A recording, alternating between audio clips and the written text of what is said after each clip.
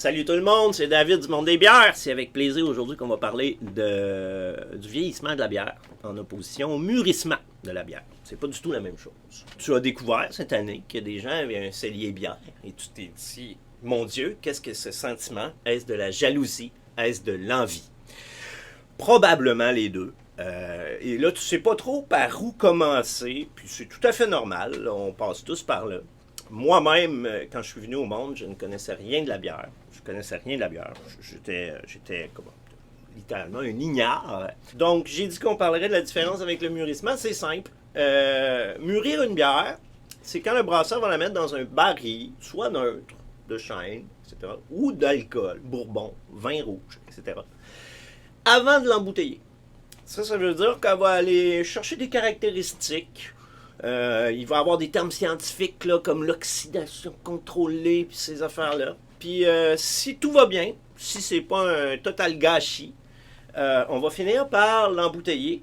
Puis elle va avoir bien sûr les caractéristiques de peut-être de ce baril-là. Prenons l'exemple du Bourbon, qui est très populaire, le baril de Bourbon qui est aussi disponible comme baril. Va parfois donner des touches de vanille à la bière. Fait que si on a une bière qui a mûri en barrique, qui s'appelle la Turlupine, faite par Pete Caribou, elle est vieillie en fût de Bourbon Evenhill. Et là, on a 2 années ici. Et celle de l'année dernière, je l'ai fait, non pas mûrir, mais vieillir dans le cellier pendant 1 an. Et ça va avoir différents effets sur la bière. Parfois, ça va être souhaitable. Puis souvent, ça ne le sera pas. Par contre, si tu es bien conseillé, tu vas choisir des bières avec lesquelles ça se prête bien là, de jouer le jeu, de tenter l'expérience. On cherche des bières sucrosité élevée, hein, on augmente les chances de succès de l'entreprise. Oui, on peut avoir ici, comme Noir et Blanche, une petite bière blonde avec des brettes qui va se prêter à un vieillissement de courte durée, 6 mois, 1 an. Pas trop de danger là, on va pouvoir aller développer des aspects des levures, par exemple. Si la bière devient différente, elle ne sera pas nécessairement meilleure pour toi que la version fraîche. C'est pas du tout une promesse là, que tu vas la préférer. Par contre, je parle d'expérience personnelle, en général, si tu as bien choisi ton produit, tu vas trouver que la bière a développé des caractéristiques plus harmonieuses. Surtout si tu as choisi une bière qui était puissante, avec des sucres résiduels puissants. Bière houblonnée, t'es en danger. Tu fais attention. Tu es probablement en présence d'un vin d'orge américain. Alors là, tu es sage. La force de l'alcool, les sucres résiduels et le houblon ensemble vont pouvoir s'entendre. Tu as une IPA fraîche, mais pas ça dans ton cellier. C'est un crime.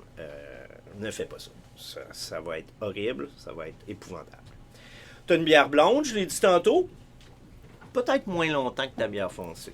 Mais parfois, si ta bière est très puissante en alcool, ben là, il n'y a rien qui t'empêche de pousser l'expérience plus loin. 3 ans. Je vais te montrer une bière sur laquelle on t'a littéralement conseillé ou proposé de le faire, puis on t'a donné toutes les informations. Et que moi, je préfère vieillir. La réserve de Noël des 3 Mousquetaires. Ici, vieillissement, 3 à 5 ans. Donc, ce qui va arriver ici, c'est que l'énorme mélange de saveurs extrêmement riche, chargé à bloc, va se réharmoniser en quelque chose d'un petit peu plus agréable, à mon humble avis, lorsqu'il va être passé 2 ou 3 ans. Il y a des aspects de la bière qui vont s'estomper. Une des choses, d'ailleurs, qui m'a parfois fait mentir, c'est que les adjuvants, les adjuncts, dans les bières, absolument, ça ne vieillit pas très bien ou ça a tendance à être gagnant ou perdant, dépendant duquel. Hein? Puis bon, pour ceux qui ne savent pas c'est quoi un adjuvant, un adjunct, ben, c'est autant du cacao qu'une framboise. C'est quelque chose que tu ajoutes à une bière qui ne fait pas partie des 4 ingrédients classiques de la bière. Puis si tu ne connais pas tes 4 ingrédients classiques, je le fais là.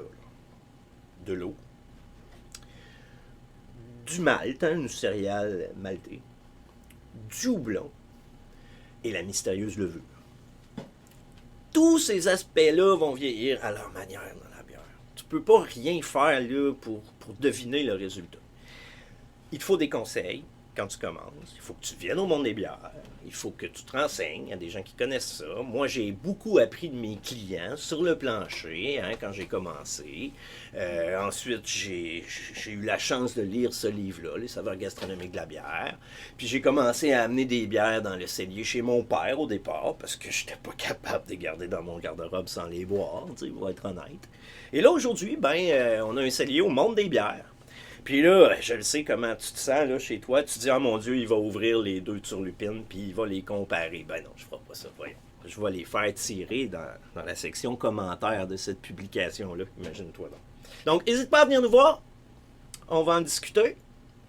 Puis ta palette de goût va s'agrandir. Ton palais va se raffiner. Puis tu n'auras pas attendu d'être mort pour goûter à des bonnes affaires. Bonne bière!